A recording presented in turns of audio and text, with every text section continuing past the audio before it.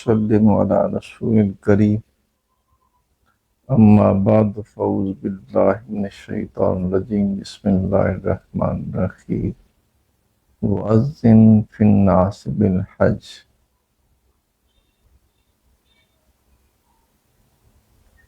عقید عالم صلی اللہ علیہ وسلم نے اس امر کی وضاحت فرمائی کہ اسلام کی بنیاد 5 چیزوں پر ہے۔ ان میں سے ایک حج بیت اللہ ہے۔ عقید عالم صلی اللہ علیہ وسلم نے حج کی فضیلت بیان کرتے ہوئے ارشاد فرمایا کہ 3 چیزیں ایسی ہیں جو انسان کے سابقہ تمام گناہوں کو مٹا دیتی ہیں، اور اس کی صورت یہ ہوتی ہے کہ گویا وہ ابھی اپنی ماں کے پیٹ سے نکلا ہے۔ وہ 3 چیزیں یہ ہیں کہ جب ایک انسان کفر و شرک کو چھوڑ کر ایمان لاتا ہے تو اس کے سابقہ تمام تر گناہ مٹا دیے جاتے ہیں۔ اگر ایک انسان اپنے ایمان کی حفاظت کی نیت سے اپنا گھر بار چھوڑ کر کسی ایسی جگہ، کسی ایسے علاقے میں جاتا ہے کہ جہاں اس کے ایمان کی حفاظت ہو سکے، تو یہ عمل بھی اس کے سابقہ تمام تر گناہوں کو مٹا دیتا ہے۔ اور تیسری چیز حج بیت اللہ ہے کہ جب ایک انسان حج مبرور کرے، اور حج مبرور کا مطلب یہ ہے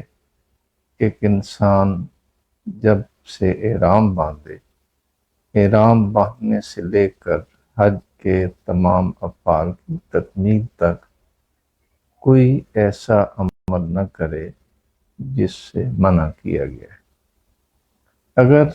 اسے یہ شرف حاصل ہوتا ہے تو اس کے سابقہ گناہ مٹا دیے جاتے ہیں۔ کوئی بھی عمل ہو، اس کا ایک ظاہر ہوتا ہے اور اس کا ایک باطن ہوتا ہے۔ ظاہر حقیقت میں انسان کے اس عمل کے باطن تک رسائی حاصل کرنے کا ذریعہ ہوتا ہے۔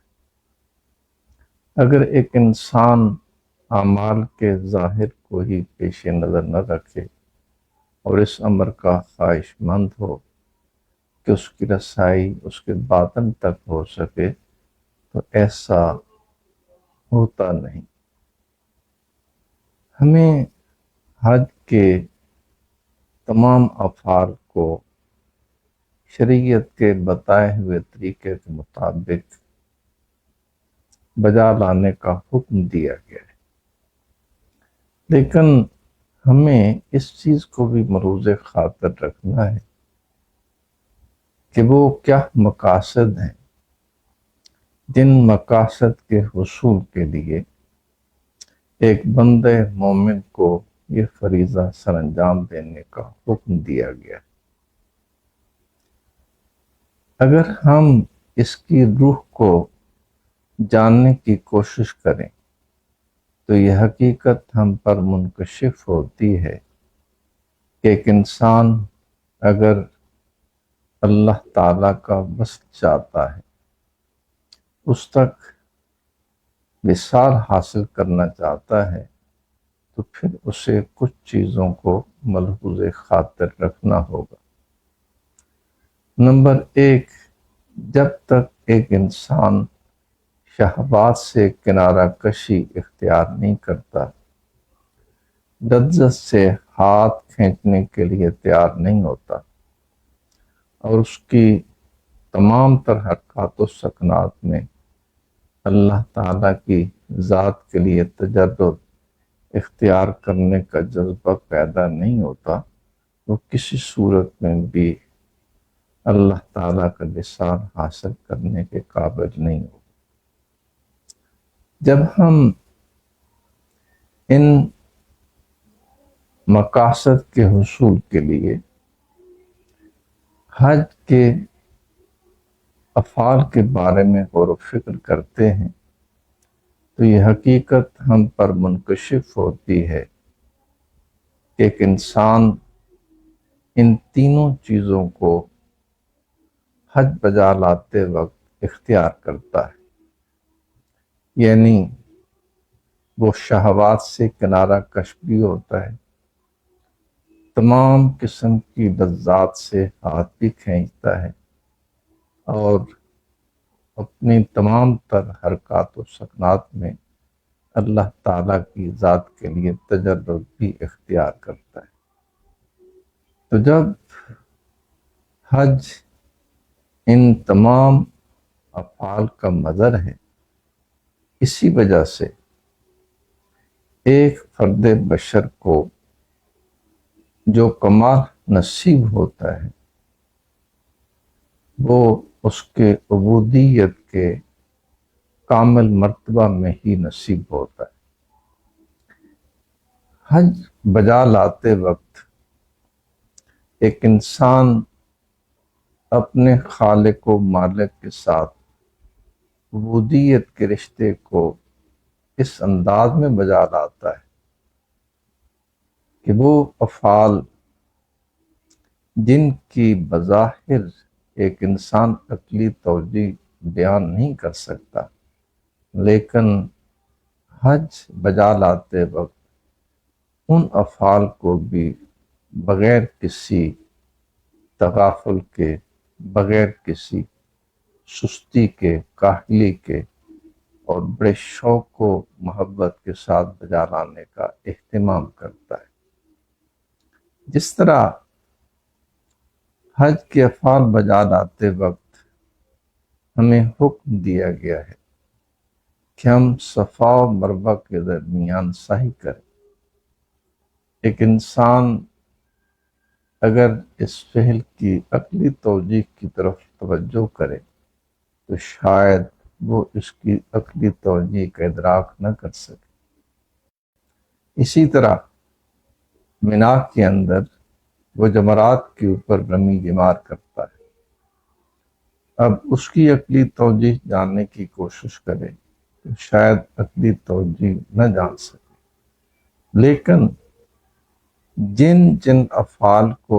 بجا لانے کا حکم دیا گیا ہے، ایک حاجی ان تمام افعال کو بڑے شوق اور جذبہ کے ساتھ بجا لانے کا اہتمام کرتا ہے۔ تو یہ اس امر کا اظہار ہے کہ ایک بندے مومن اگر عبودیت میں کمال حاصل کرنا چاہے تو وہ جب حج کے افعال بجا لاتا ہے تو اس منزل کے بہت قریب ہو جاتا ہے۔ اسی طرح ایک انسان کو اللہ کی رضا حاصل کرنے کے لیے، اللہ تعالیٰ کی رضا کو حاصل کرنے کے لیے جو بھی افعال بجا لانے ہیں انہیں شوق اور محبت کے ساتھ بجا لانا لازم ہے۔ اگر ان افعال کے اندر اس کا شوق موجود نہیں ہے،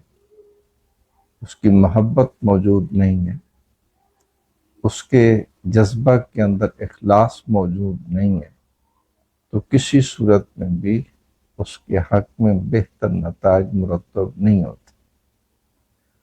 جب ہم حج کے افعال بجا لا رہے ہوتے ہیں تو ہر ایک کے اندر شوق اللہ کا جذبہ اپنے کمال کے اوپر فائز ہوا کرتا ہے،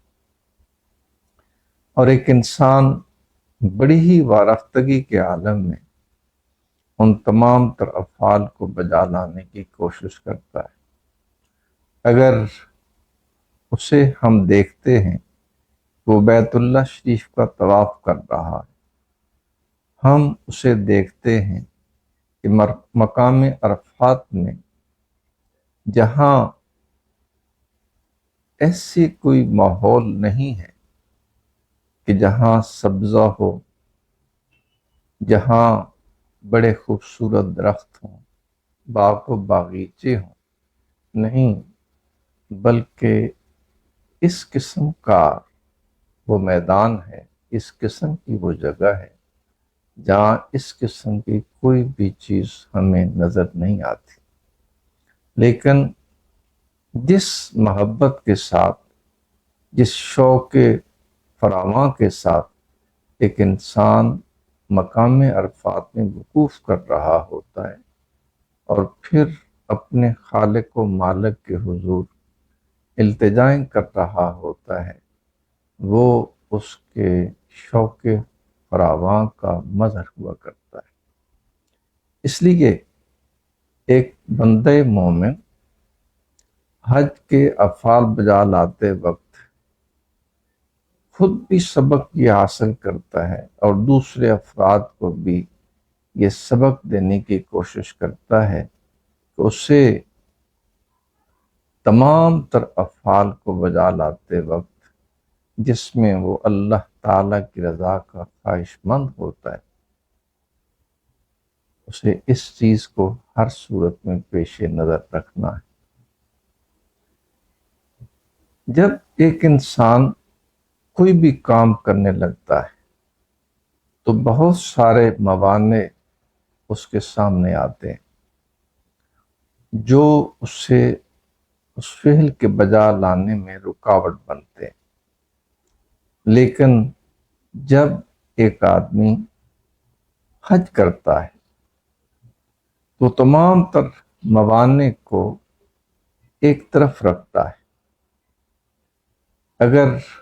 وہ گھر سے روانہ ہو رہا ہوتا ہے تو اس کا وہ مسکن جس کو تیار کرنے میں اسے بہت مشقتیں اٹھانا پڑی، وہ خاندان جو اس کے ہر دکھ سکھ میں ساتھ نبھانے کا اہتمام کرتے ہیں، ان سے الوداع ہونے کا اہتمام کرتا ہے۔ اسی طرح سفر کی بے شمار صعوبتیں اس کے پیش نظر ہوتی ہیں، لیکن ان میں سے کسی چیز کو بھی وہ پرے کاہ کی حیثیت نہیں دیتا۔ جب وہ یہ چیزیں کر رہا ہوتا ہے تو ساتھ ہی ساتھ یہ چیزیں اسے اس امر کی طرف بھی متوجہ کرتی ہیں کہ بے شک اس دنیا کے اندر رہتے ہوئے وہ اللہ تعالیٰ کی ذات تک رسائی حاصل نہیں کر پاتا، بلکہ وہ ان اسباب تک رسائی حاصل کرنے کی کوشش کرتا ہے جو اللہ تعالیٰ کا وصال عطا کر سکتے ہیں۔ تو اسے یہ چیز بھی یاد دلائی جاتی ہے کہ اے انسان، جب تو اس سفر کے لیے جو حقیقت میں اللہ تعالیٰ کی رضا حاصل کرنے کا سبب ہے، ان اسباب تک رسائی حاصل کرنے کے لیے اس قدر تگودو کر رہا ہے، تو آخرت میں تمہیں اپنے رب کا دیدار بھی نصیب ہوگا اور اس کی عظیم نعمتوں تک تجھے رسائی بھی حاصل ہوگی۔ اس لیے اگر تو ان اسباب کو حاصل کرنے کے لیے، ان تک پہنچنے کے لیے تمام تر موانع کو ترک کرنے کا اہتمام کرتا ہے، ان سے الگ تلگ ہونے کا اہتمام کرتا ہے، تو تجھے یہ بھی پیش نظر رکھنا چاہیے کہ آخرت میں اپنے رب کا دیدار حاصل کرنے کے لیے اور اس کی بارگاہ میں سرخرو ہونے کے لیے تمہیں کن کن چیزوں سے لا تعلق ہونا ہے۔ گویا ہر وہ امر جو اللہ تعالیٰ کی ناراضگی کا سبب بنتا ہو، اس سے الگ تھلگ ہونا ہے، اور ہر ایسا عمل جو اس کی رضا کا سبب بن سکتا ہے اس کو اپنانے کا اہتمام کرنا ہے۔ یہ تمام تر چیزیں ایسی ہیں جو ہمیں حج کے اندر مجتمع حالت میں نظر آتی ہیں، اور ایک انسان ان کے ذریعے سے اللہ تعالیٰ کی رضا کو حاصل کرنے کے قابل بن جاتا ہے۔ اس لیے جب ہم افعال حج بجا لا رہے ہوں تو ہمیں حج کے ان اسرار کی طرف بھی توجہ کرنا ہے، تاکہ جن مقاصد کے حصول کے لیے افعال حج بجا لانے کا ہمیں حکم دیا گیا اور اس سے ایک پانچواں رکن قرار دیا ہے آقا دو عالم صلی اللہ علیہ وسلم نے، تو ہم اس عمل کو بجا لاتے وقت جب اس کے ہم باطنی اسرار کی طرف توجہ کریں گے تو ہمارا یہ عمل اپنے کمال پر فائز ہو جائے گا، کیونکہ ہر عمل کا ایک ظاہر ہے اور اس کا باطن بھی ہے۔ جب ایک عمل کے ظاہر اور باطن میں توافق پیدا ہوتا ہے، موافقت پیدا ہو جاتی ہے، تو وہ عمل اپنے کمال کو حاصل کر لیتا ہے۔ اس لیے علماء نے جب ان افعال کے ظاہر کی طرف توجہ کرنے کا ارشاد فرمایا، ساتھ ہی ساتھ ان اسرار کی طرف بھی توجہ دلائی، تاکہ ہم ایک عمل کے ظاہر کے ساتھ ساتھ اس کے باطن کو بھی پیش نظر رکھیں، اور جس روح کو ملحوظ خاطر رکھتے ہوئے شریعت مطہرہ نے یہ کام کرنے کا ہمیں حکم دیا، ہم اس کو صحیح ادا کرنے کے قابل ہو سکیں۔ اللہ تعالیٰ ہمیں توفیق نصیب فرمائے کہ ہم قرآن و حدیث کی تعلیمات سے آگاہی حاصل کریں، ان کو سمجھیں اور اپنی بساط کے مطابق ان پر عمل کریں۔ وما علیہ الا البلاغ۔